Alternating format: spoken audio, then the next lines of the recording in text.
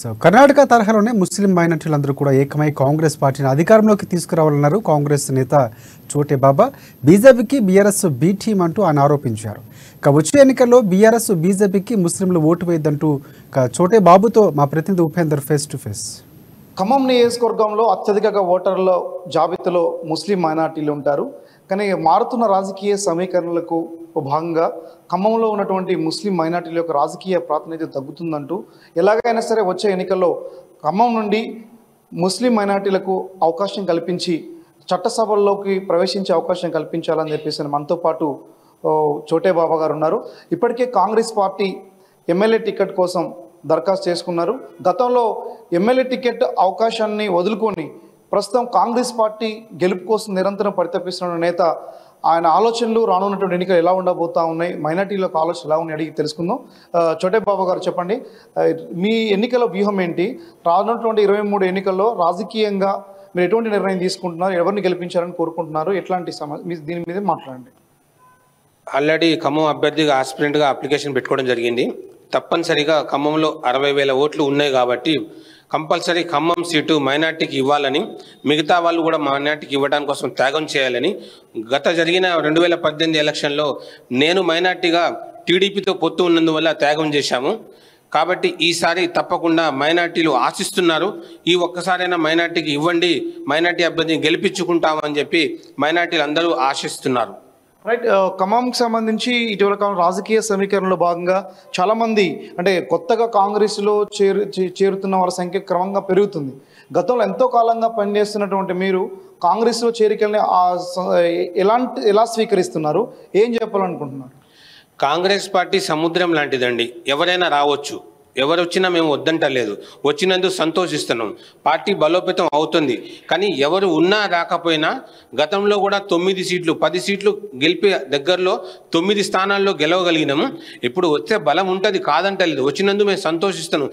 కానీ పార్టీ కోసం పనిచేసే వాళ్ళకి అవకాశం ఇవ్వండి. నెక్స్ట్ మీరు అవకాశం తీసుకోండి. ఖమ్మంకి సంబంధించి ఖమ్మం నగరంలో గత కొంతకాలంగా కాంగ్రెస్ రాజకీయ పార్టీగా మీరు అనేక నిర్బంధాలు ఎదుర్కొన్నారు. ఖమ్మం నగరం ఇటీవల కాలంలో జరిగినటువంటి పరిణామాలు, అభివృద్ధి కార్యక్రమాల విషయంలో కావచ్చు, లేదా నిర్బంధాల అంశాలు ఏమైనా మాట్లాడతారా? అభివృద్ధి అనేది పక్కన పెట్టండి. అభివృద్ధితో పాటు చాలా నిబంధనలు చేశారు, గృహ నిర్బంధాలు చేశారు, మా మీద కేసులు బనాయించారు. చాలా కేసులైనాయి. నా పాస్పోర్ట్ కూడా సీజ్ అయింది. ఇంకా చాలా రకాల ఇబ్బందులు పెట్టారు. అన్నీ భరిస్తూ ఈ గత 10 సంవత్సరాల నుండి పార్టీ కోసం పనిచేస్తూ, పార్టీ మారకుండా ఎన్నో పార్టీ కార్యక్రమాల్లో పనిచేస్తూ, పార్టీ క్యాండిడేట్ని గెలుపు కోసం కార్పొరేషన్ ఎలక్షన్లో కానివ్వండి, మున్సిపాలిటీలు కానీ, పంచాయతీలు కానివ్వండి, ఎక్కడికైనా మాకు అవకాశం పార్టీ ఇన్ఛార్జ్ ఇస్తే పోయి పనిచేసాం తప్ప పార్టీ నేనాడు అన్యాయం చేయలేదు. అదే సందర్భంలో ఈ ముస్లిం మైనార్టీలో ఒక గందరగోళమైనటువంటి సమస్య ఉంది. అసలు ఇక్కడ కాంగ్రెస్, బీఆర్ఎస్ లేదా బీఆర్ఎస్ బీజేపీ అన్నీ ఒకటే అన్నట్టుగా ప్రచారం జరుగుతూ ఉంది.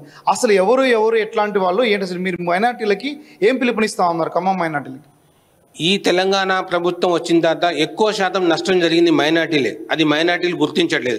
ఎందుకంటే 52 మైనార్టీ కాలేజీలన్నీ మూతపడిపోయినాయి కేసీఆర్ ప్రభుత్వం వచ్చిన తర్వాత. రాష్ట్రంలో 16 మసీదులని కూల్చేశారు ఈ తెలంగాణ ప్రభుత్వం.